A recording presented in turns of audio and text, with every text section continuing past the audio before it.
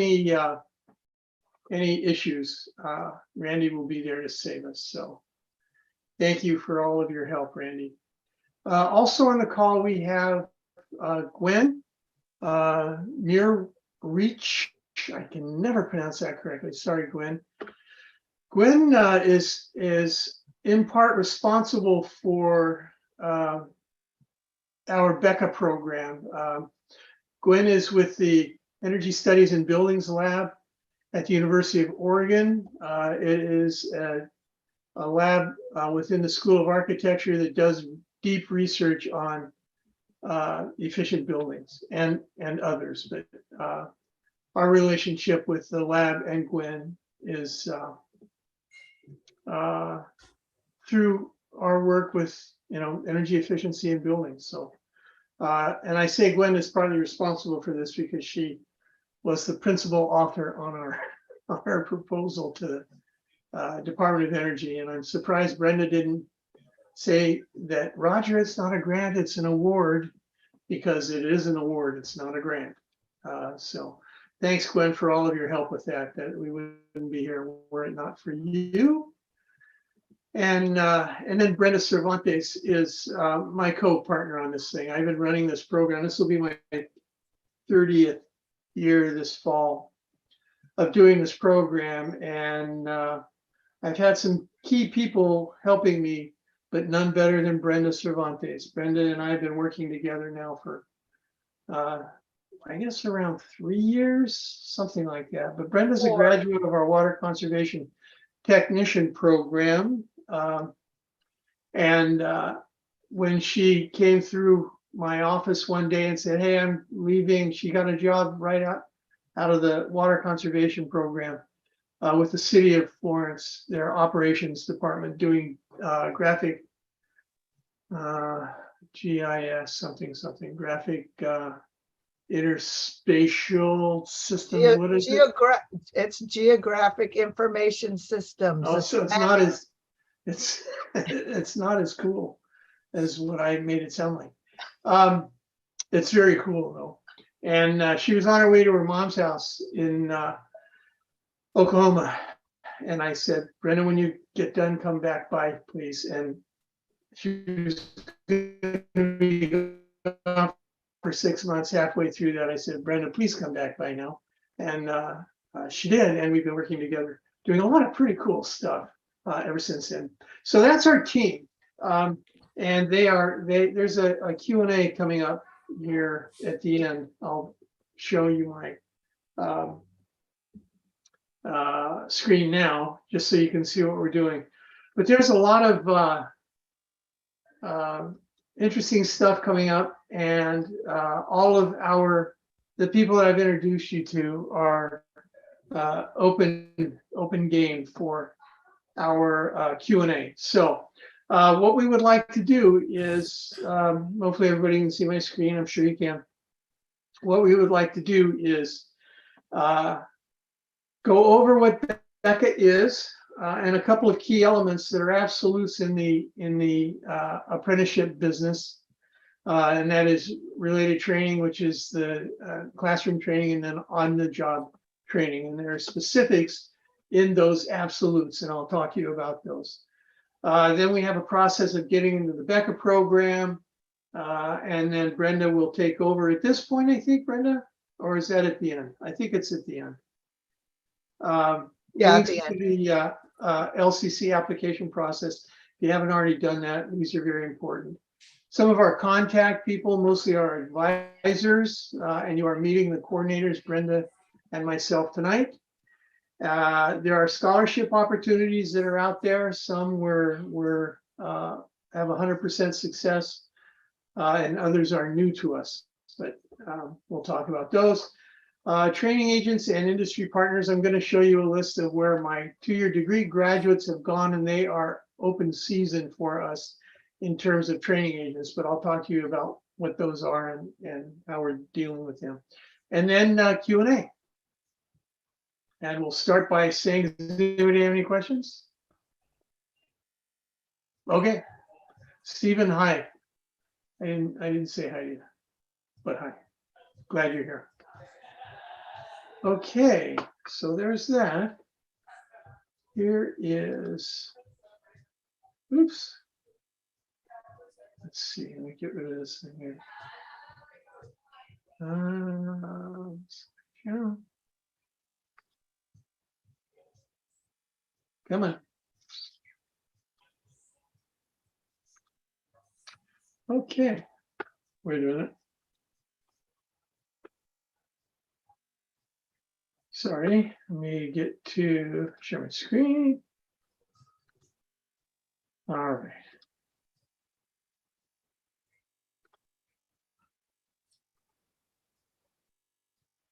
Okay, hopefully everybody can see that. There's a picture of just that dashingly handsome guy.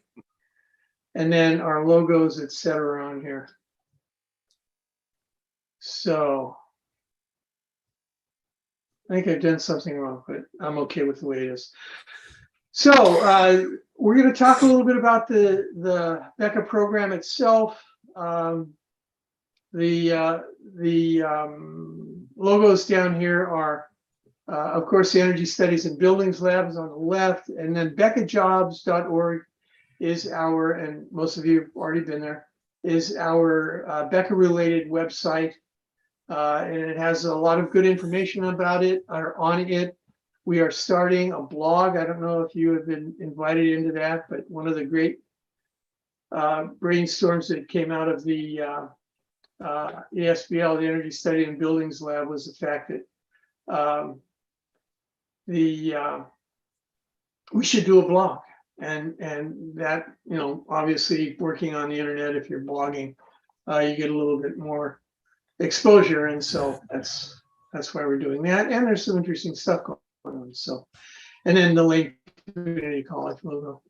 So here's what we are doing with BECA. This is the description of how we got into it. Not necessarily how we got into it, but what it is that we're doing, who we're working with in terms of being a registered program, and then I'll tell you about where we're going to go with this. So we're working with the University of Oregon Energy Studies and Buildings Lab, as I said. Gwen and the director of the lab is Kevin Van Den Melenberg. We love these guys because they're pretty smart. We're going to use some of Kevin's material as we expand the program into a little bit more health and safety with regard to energy. I mean, we're coming out of the pandemic, and so we're have to re-enter these buildings.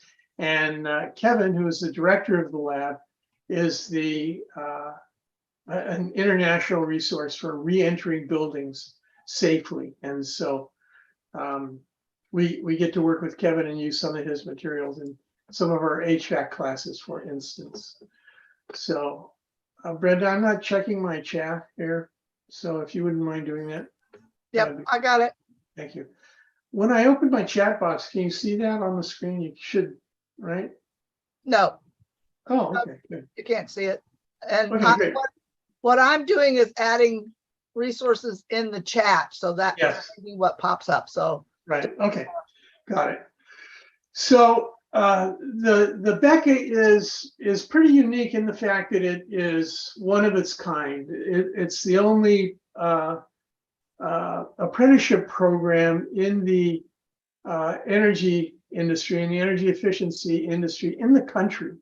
There are other apprenticeship programs that are related to it, like there's a new apprenticeship program up in the state of Washington that deals directly with controls, and its target is directly high school students. And that's we do have controls, but that's not our main game. Our main game is commercial building energy efficiency and controls, because controls help us gain that little extra bit of energy efficiency that we can squeeze out of a building just by, managing how it's functioning. We can also, through controls, take a look at how a building's functioning and correct any energy wasting parts of the system that we notice because we're paying attention. Oh, and there's one more thing.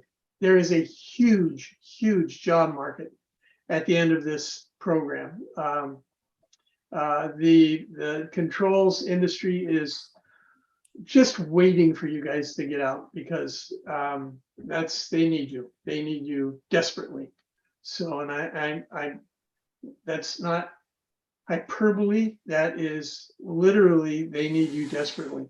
One of our graduates from last spring started a summer internship with Siemens, and I'm sure you've all heard of Siemens. And after 2 weeks, they said, okay, the heck with the internship, we're going to hire you. And so they brought him on as a Northwest region energy efficiency engineer. They call them engineers. They're not engineers like PEs or electrical commercial engineers, but that's the title that they give people that are doing the kind of work that Jonathan will be doing. So when we first started the program, we went to the Department of Labor with what they call a standard, and the standard is nothing more than what it is that we will do as an apprenticeship program. And it gives our related training. We'll talk about that. It gives our on-the-job training, competencies. We'll talk a little bit about those. I may have sent those to you all, since I'm sure I've talked to you all at one point or another, but so you have to submit that to the Department of Labor. We did that, and they got right back to us and said, hey, this is fabulous, way to go.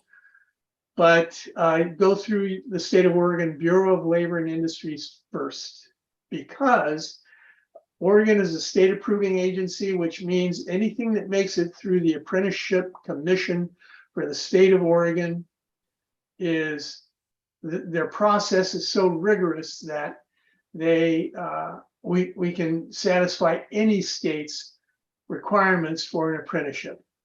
And so if we wanted to go to California and say we want to do this here, they would send us their standards form, and we would fill it out by copying and pasting what we've done here in Oregon. And that's true for any other state in the union. And we want to do that, but we want to do it in a different way than going to each state. Oregon is a little restrictive in terms of where we can go with this. And I can explain that if you're interested in working outside of Oregon. Brian, you're from Maryland, and we've had that discussion. So we have submitted our standard again back to the Department of Labor, and we're just waiting for them to send our approval. So we are going to become a national apprenticeship program, and we've had interest from outside of Oregon with regard to apprentice, but also other related training providers. Other community colleges have been attracted to this. So I don't mean to speak of it so highly, but it's revolutionary in the energy business and in the apprenticeship business. Professional apprenticeships do not come along very often, which is why we had such a great reception from the Department of Labor and the Bureau of Labor and Industries here in Oregon. So if you have any questions about any of that stuff, I'm happy to respond.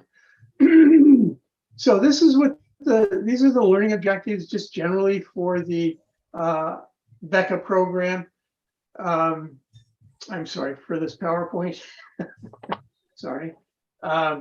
We want to figure out what a training agent is and on-the-job requirements and what those responsibilities are, what the related training opportunities are.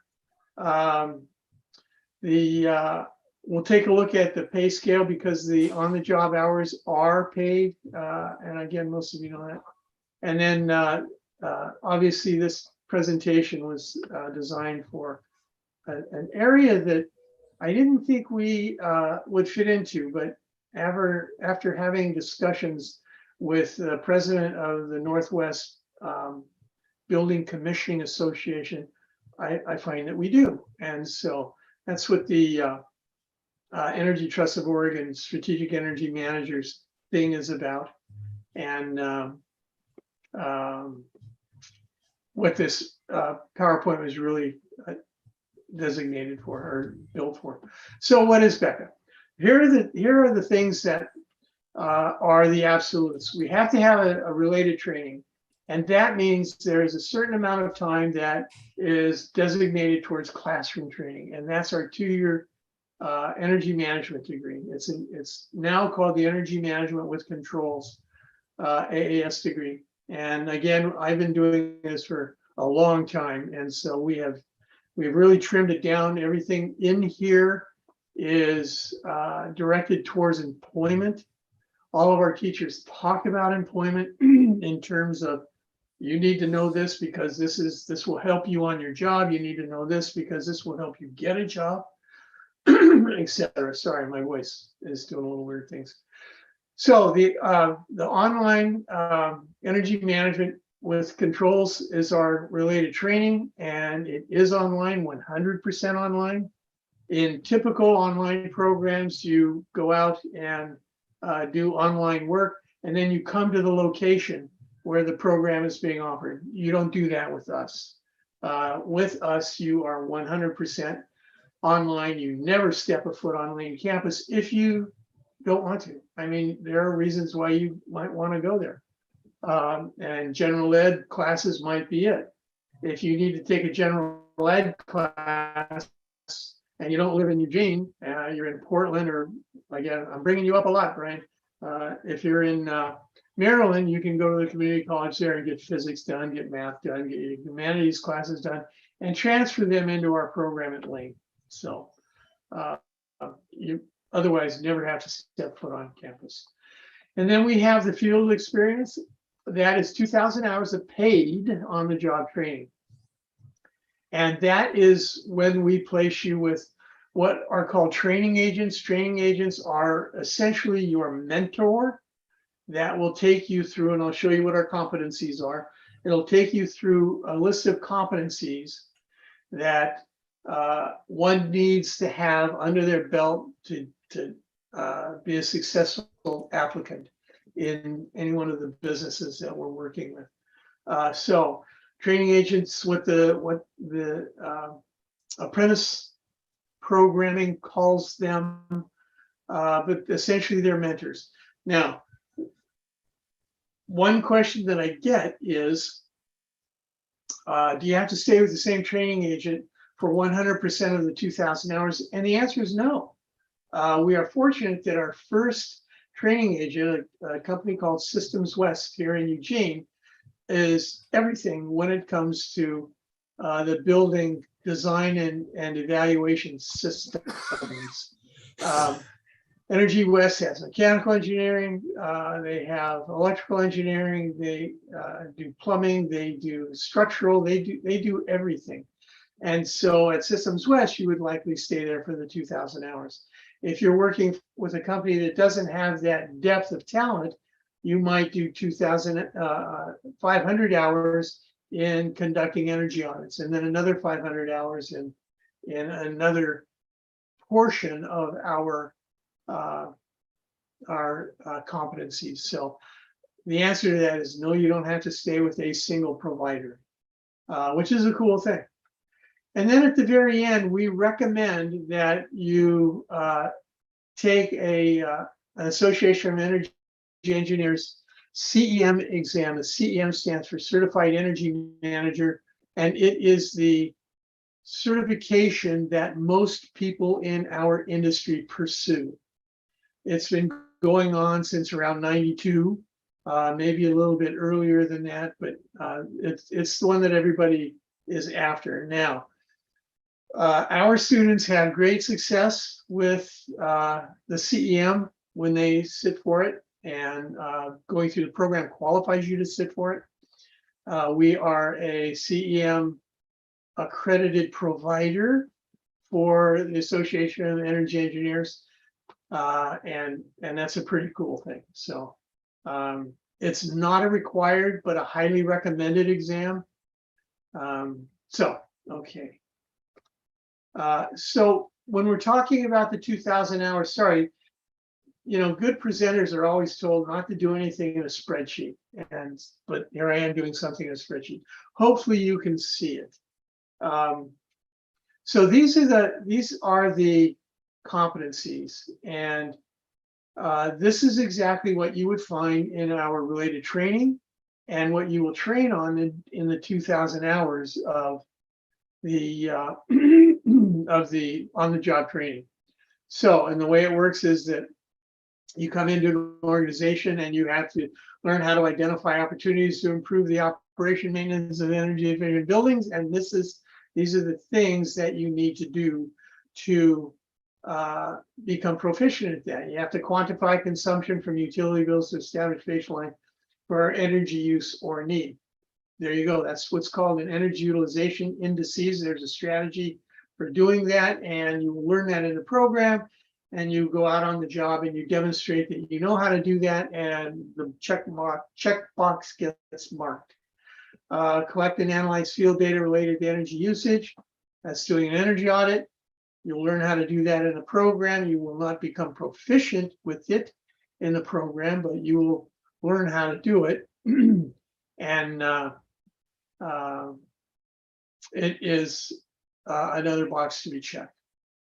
And then identifying and prioritizing energy savings. So if you get the idea, we work in these 500-hour blocks, and once you accomplish the information that is in that 500-hour block, you jump into the next 500-hour block, and that's important to you.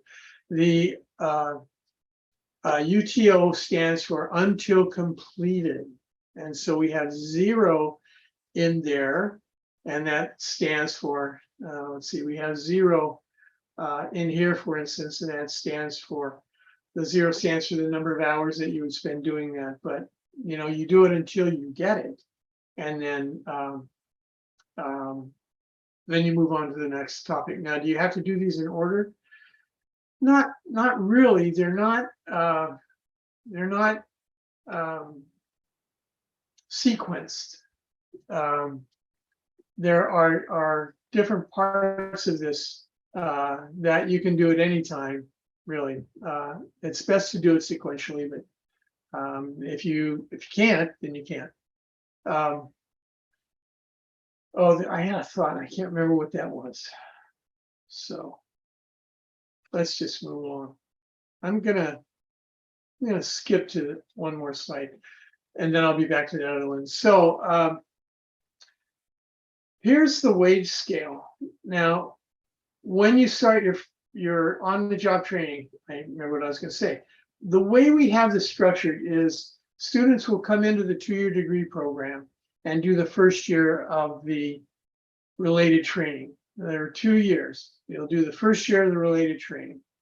And the reason why we're doing that is so when you start your on-the-job training, which will occur between the first and second year of the program, it will start in that summer between the first and second year of the program, you will have some background to go into an office space and start performing right away. If it were a traditional apprenticeship program and we were doing plumbing or electrical or something like that, carpentry, then there are things that you can do without having any background in plumbing. You can be the guy that brings stuff from the truck to the job site. You can be the person that does an inventory at the shop. You can be, there are a lot of different skills a lot of different things that you can do when you are a first-year apprentice working in the plumbing trade or the electrical trade. We really can't do that here because that's not what we are. We don't stock an inventory. We don't have to take stuff from the truck to the job site. You have a bag of analytical tools, but it's a bag. And so when we go on to a job site with our mentor, you're carrying the bag, and there are things that you have to do to get the job done, right? The mentor will help you with that, of course. Nobody expects you to walk on the job and automatically know where to hook up a data logger or even know what a data logger is. You will, but the things that you will be expected to know is how to do an energy utilization indices, something like that. And that's the very first steps of doing an energy audit. So this is the pay scale. It's dated. You can see here that it says October 1st, 21 to March 31st, 22. We haven't updated it yet.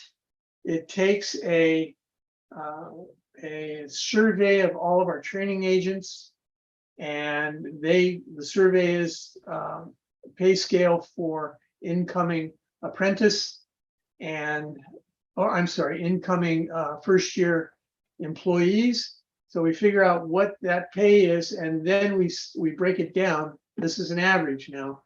So we have Portland being the higher end of the scale, maybe Ashland, Florence, Bend.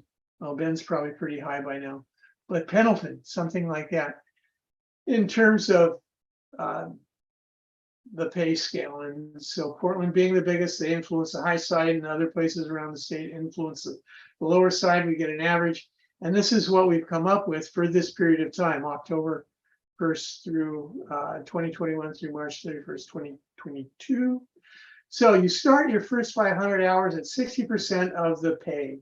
That is the average wage coming into the industry. And you can see here it's $32.50. So you start at $19.50 an hour.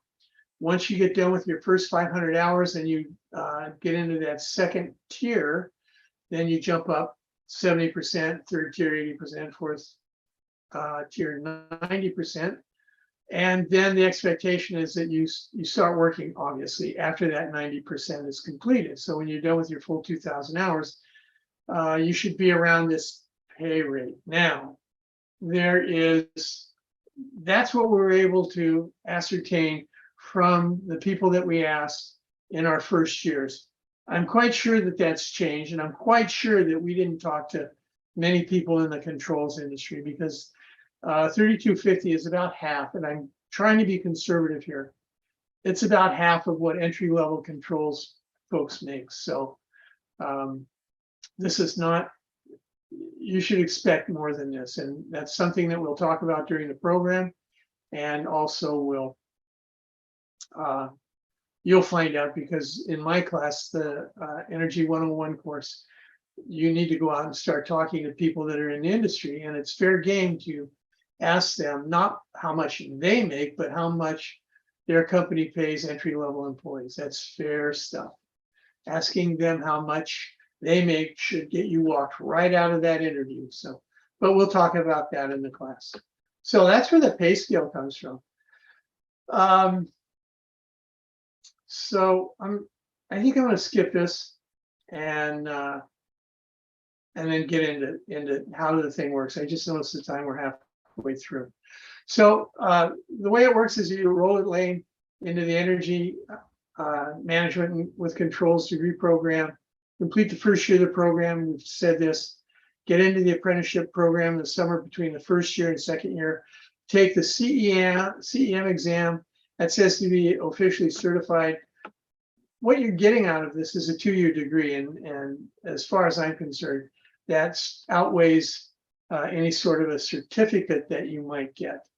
And it's not just my imagination. I've been told by other people in our industry that, in fact, that's how it is. That you have this 2-year degree in a very specific industry. Ours happens to be energy efficiency. That carries a lot of weight.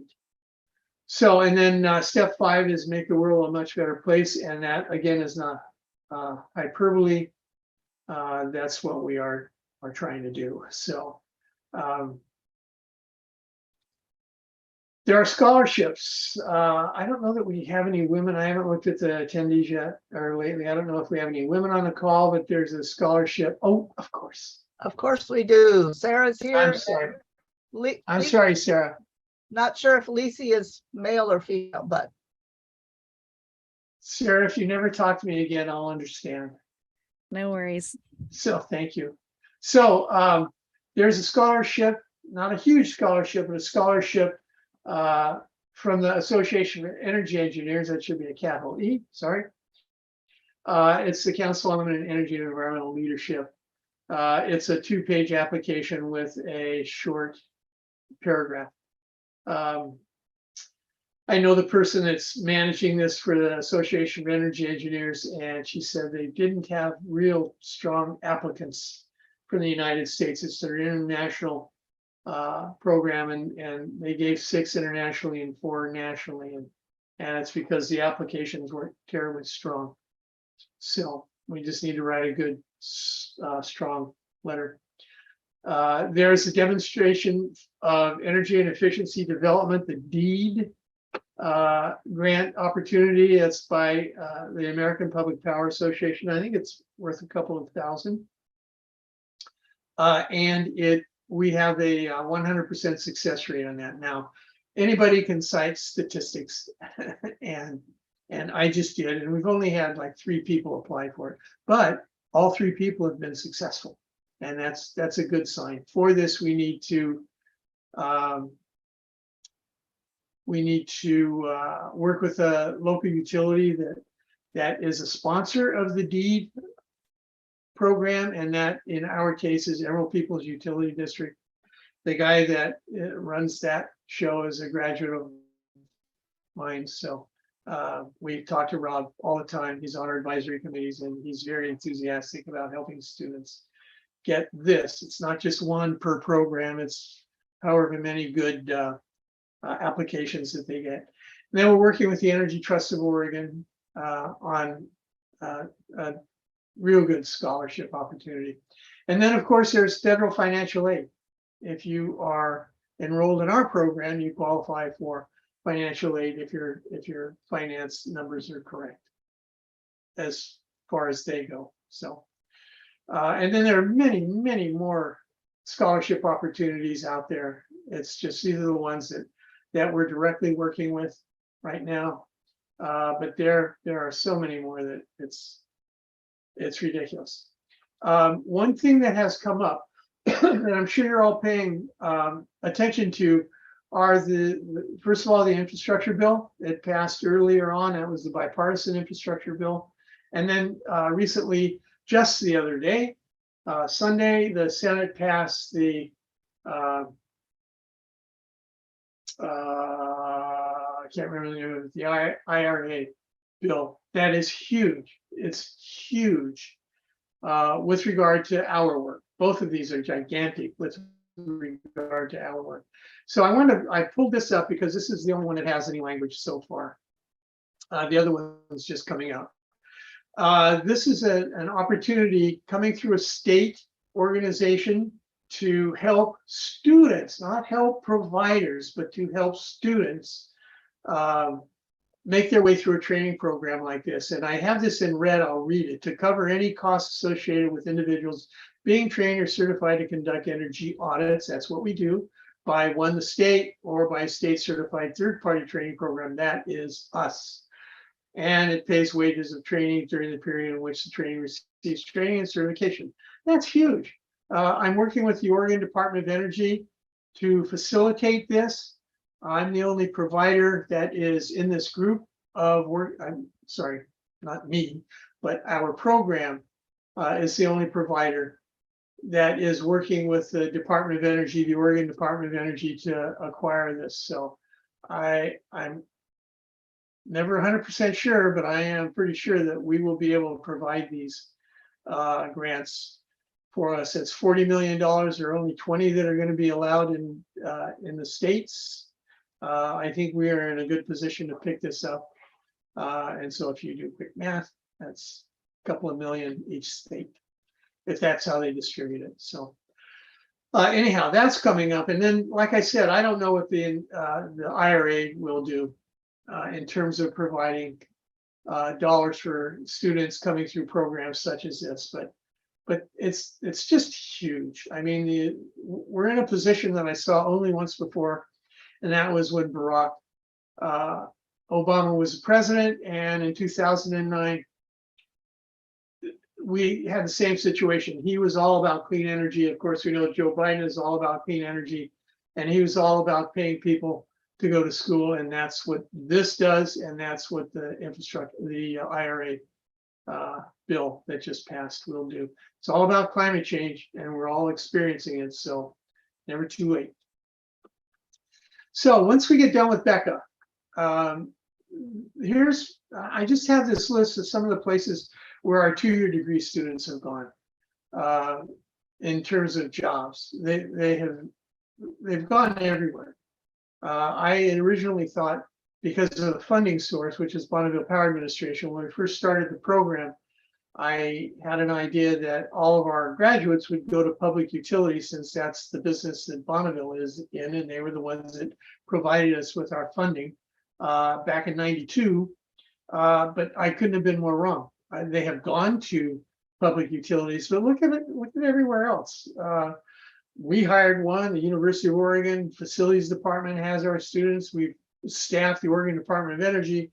Energy Trust, I mean, they've gone everywhere. Engineering firms, lighting companies, everywhere. And these are the people that we will reach out to when we have apprentice getting ready to work. And we will ask them to become training agents. There is a cost to becoming a training agent. Oops, sorry.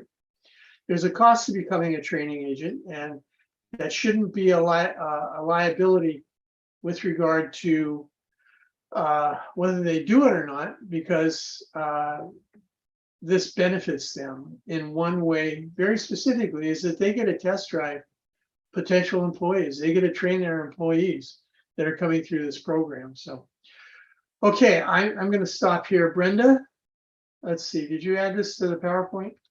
No, Brenda? No, yeah, I didn't add it to the PowerPoint. So I because- stopped sharing, Brenda? Yep, you've stopped sharing. Okay, so a couple of things, because I've been trying to do some chat. We just made chat available to you guys, because before it was just the Q&A.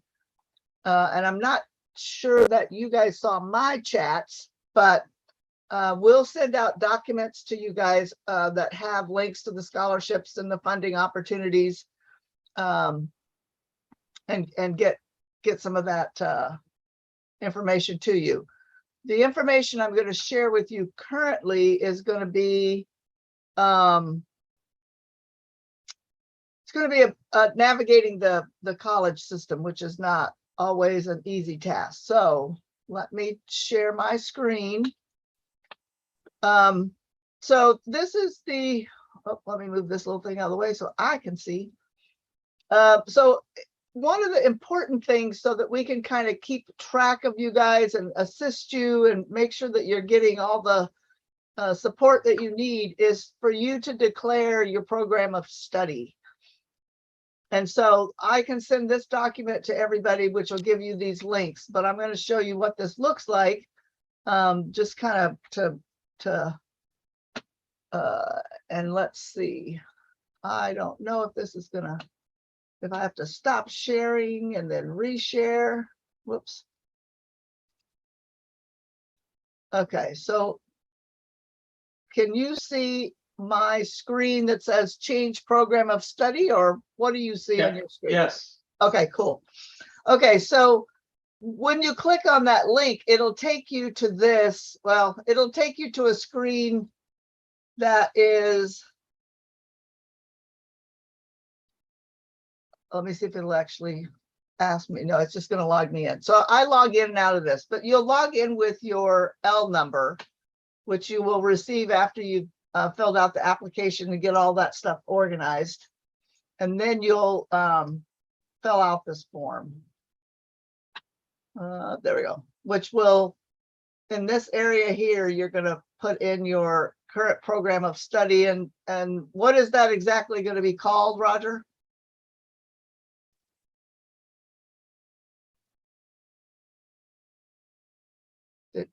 Did he go away? Sorry, I was muted. Energy management with controls. Okay, thank you.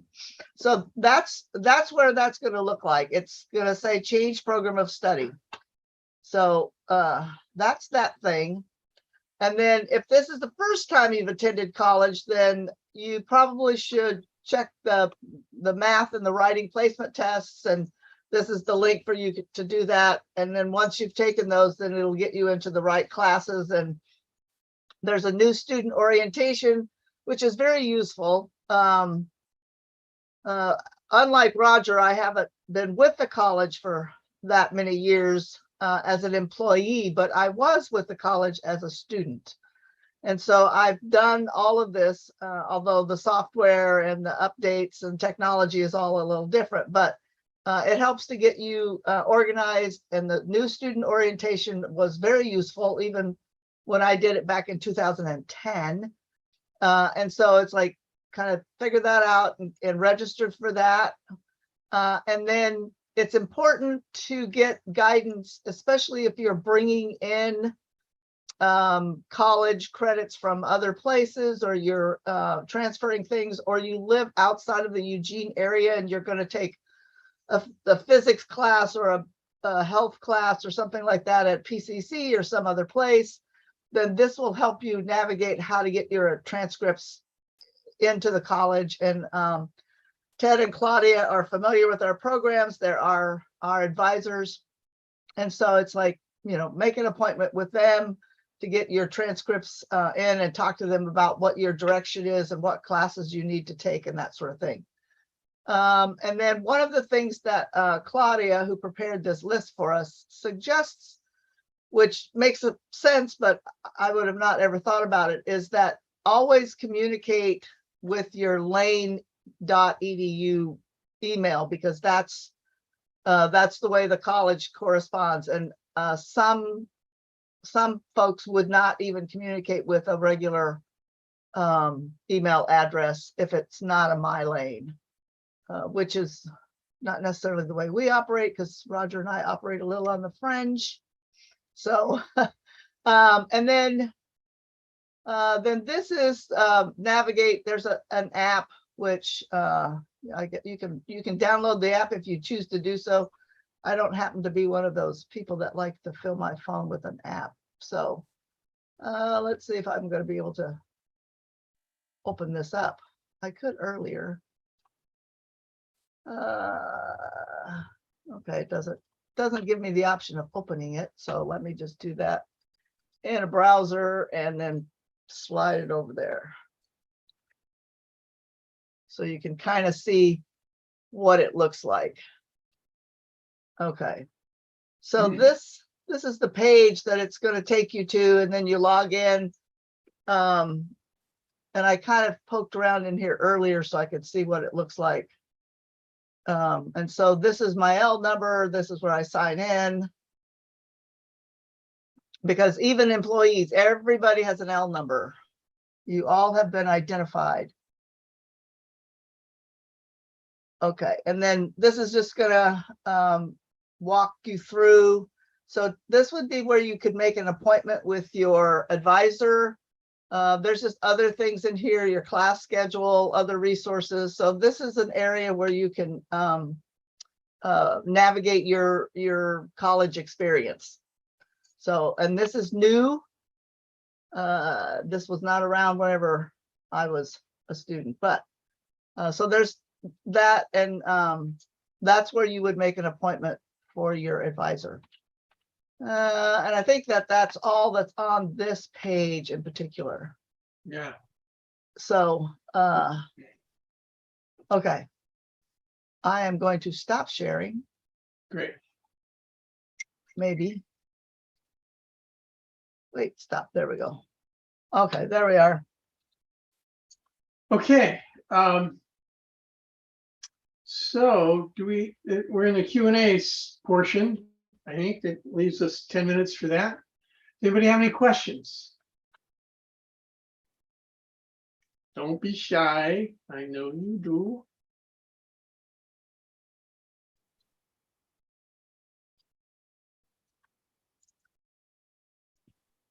Hi, this is Don. Hey, Don, how are you? Good, thanks. And you? Good. I'm doing great. Thanks. Thanks Cool. for being here. Sure. Yeah. So my question, my hope is that that bill will like basically pay for the training and schooling. You think? Maybe? The one that I had up on the page, Yeah, that one they, Senate just approved and should be the Senate just approved. I'm not, we don't know the details of the IRA, but the one that I had up in my PowerPoint is it's covering all the costs for student participation in a training program. And so while it doesn't specifically say that, my expectation is that it covers tuition. We don't really use a lot of books in our program. We've gone off to the internet, and there's so many resources available in our industry on the internet that that's what we use. But it would cover things like childcare, cover things like wages that you earn while you're doing the program. I mean, it's deep. It is very, very deep. And so my expectation is that it will cover tuition. That is great news.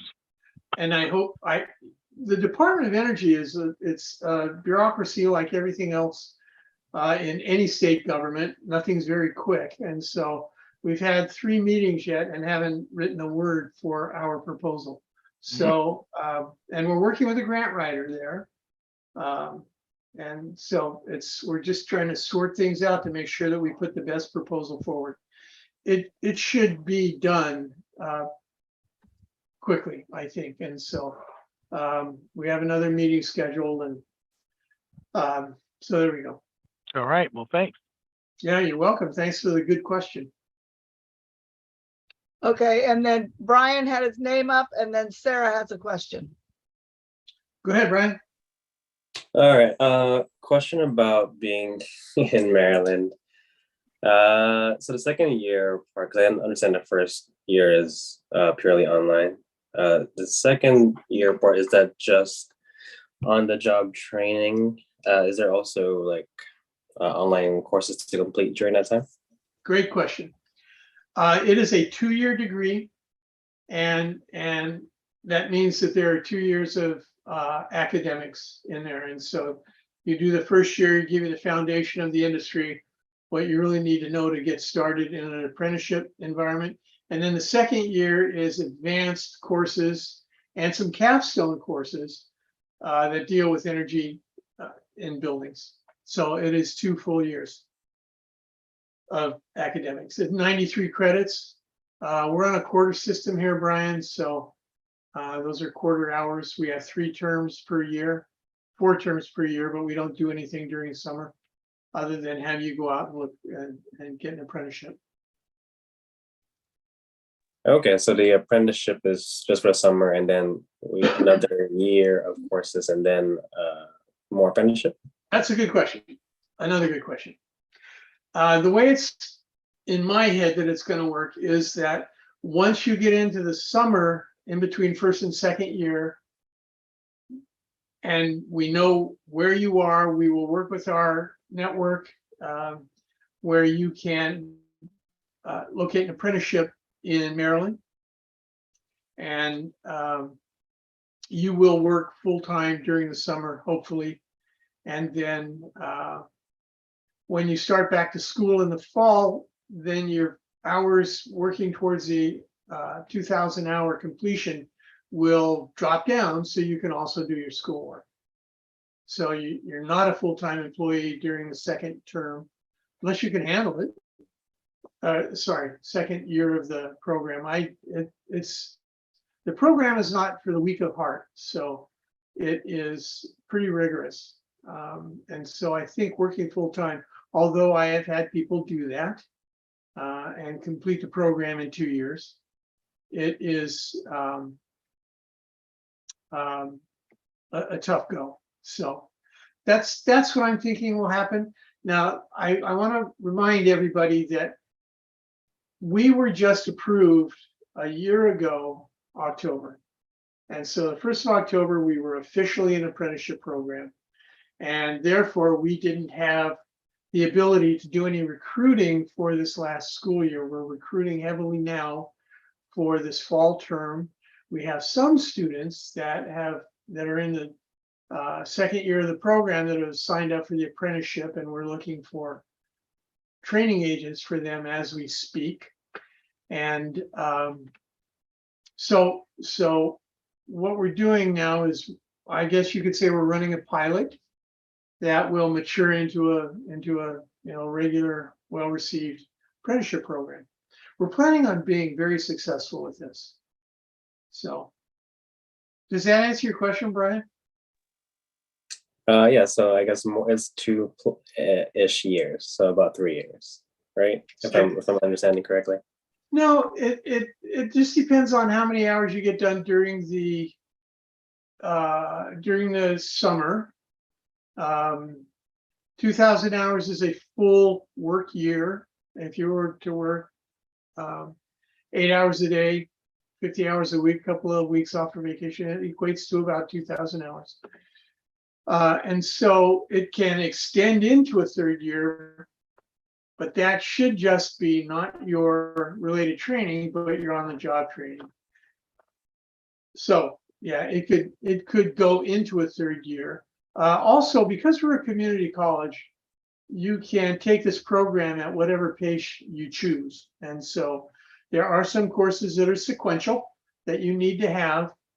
HVAC 1, 2, 3, those have to be done in sequence because we only offer them once a year. If you miss a course in that sequence, you have to start again the following year. And so that's the guidance that I will provide you or anybody else that wants to do this at a slower pace. So probably a little bit more than 2 years, but you're also on the job, you're getting paid.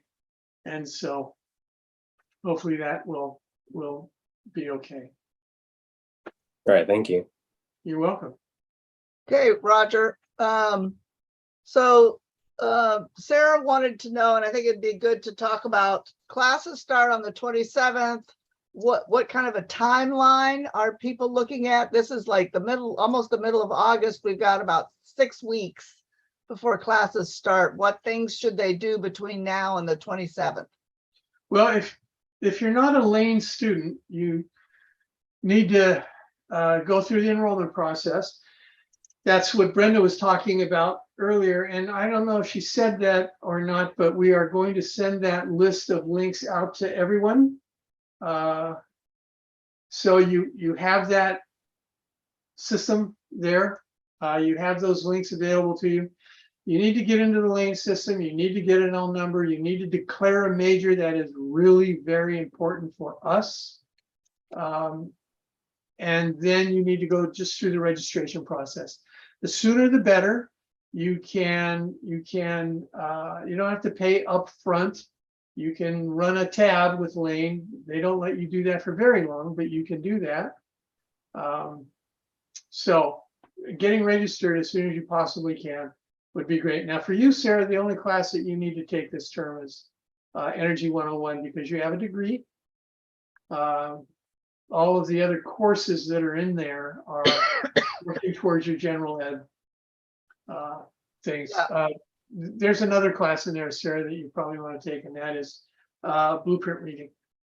I'm sure you're well dialed into spreadsheets. That's a third class. If you don't have physics, that's another class. So Yeah, I think there's a couple of folks that have prior degrees, and so they would want to get registered, get their transcripts moved in so that they don't need to worry about the general education sort of things. And then for those of you that are interested in scholarships, then we can get you the deadlines on when those are. I think there's a deadline. What's the D deadline? Is it like October or is it in February? Or it goes twice a year, I think, if I remember right. I'm not sure when that is, but we certainly can. Yeah. Okay. So yeah, so those we want to get those deadlines in, and then there's the federal student aid package for some folks that if you qualify for that, that's some other federal money. Yeah, that typically has a deadline of January or February, something like that. Yeah. It's the first of the calendar year. And then Yeah. they can take a look and then provide you with funds for the following fall. Yeah, it's that would only serve you for next fall. It won't serve you for this year. Yeah. Yeah. So once again, it's important to get into the Lane system, get your L number. It's very important to cite energy management with controls as your major, very important.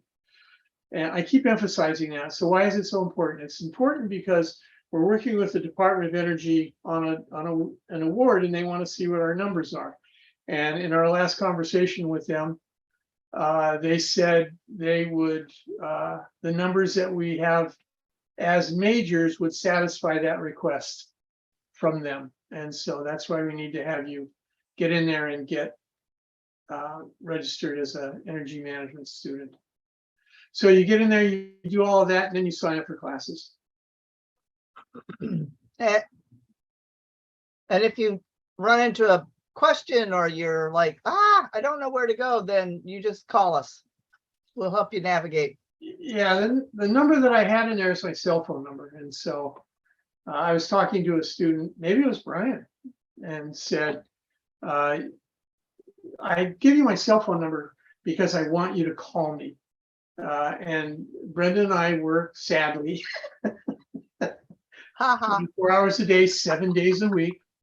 Sorry, Brenda, I didn't mean to do that, but you know, we'll answer calls, help you out during the weekend. If you call on midday on a Sunday, I certainly will answer the phone. I hope Brenda doesn't, but I certainly will.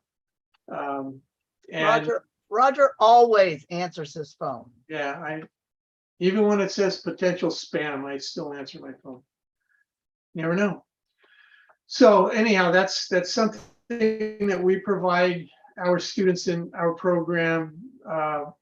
We want you to be successful, and our way of being successful is to give you as much assistance as you need. And so it may be, what classes do I sign up for? And we have a term-by-term spreadsheet that's built specifically so you know what classes to sign up for.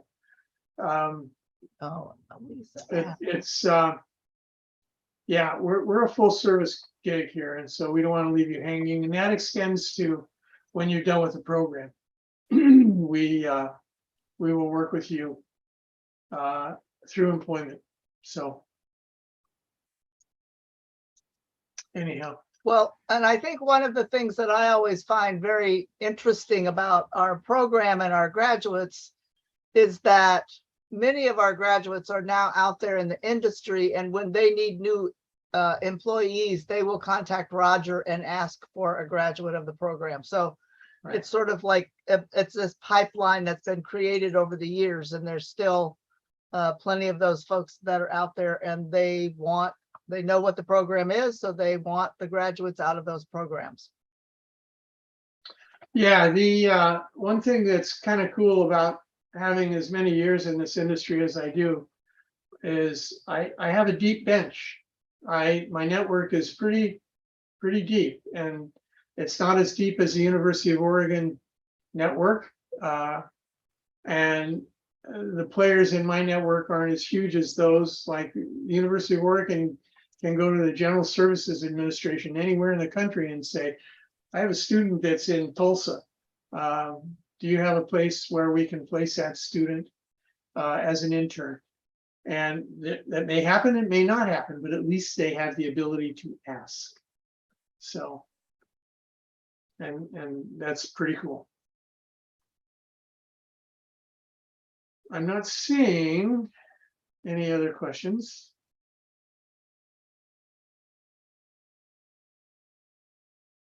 Or is that it? Oh.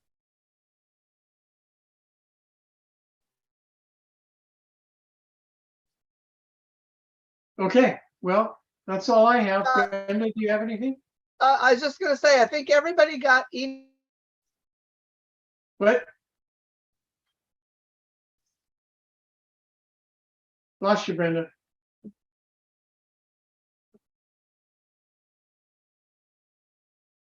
There you are. You muted, Brenda? Yeah, it just like bounced out and bounced me back in. So I don't know if that was mine or something else. But anyway, everybody should have our email addresses. So reach out if you've got questions. Some of you have our cell phone numbers. And so because I've known some of you for quite a while. So you know how to get a hold of us if you have questions. Thank you all for coming on to our little webinar. We will be here to assist whenever you need it. Randy, thank you very much for working with us on this. Of course, this is not something we would do without you. Brenda, thanks for being here. We lost Gwen. Gwen's a farmer, so I'm sure there were farm chores that needed to be done. Okay, folks, thank you very much again. My cell phone, I take texts, I take emails, I take phone calls. So do not hesitate to get a hold of me if you have even the slightest of questions. And we will be sending out a recording of this and some URLs that you can take a look at for some of those scholarships. Sarah, I think the CWIL scholarship, That's Alicia, Alicia, yeah. yeah. Those bode well for you guys. Yep. They're not huge, but you know, the hours, the per hour pay for getting that scholarship is pretty huge. You know, it takes you maybe a couple of hours to do the application, and the benefit to that is really pretty significant. Okay, I'm done. Brenda. Oh, there's the Q&A. No, maybe that's an old I one. got it. That's an old one. Okay, great. Yeah, and if you need we'll have this, we'll send out some resources and that sort of thing. And I think I've got everybody who was in attendance, and I've got your contact information. So in the next day or two, I'll send you a list of resources. But get started, and we hope to be able to work with you guys soon. Roger's teaching the first class, so register for that one. It'll be fun. Yeah, let's get in. Jacob, I will be in touch with you in this week.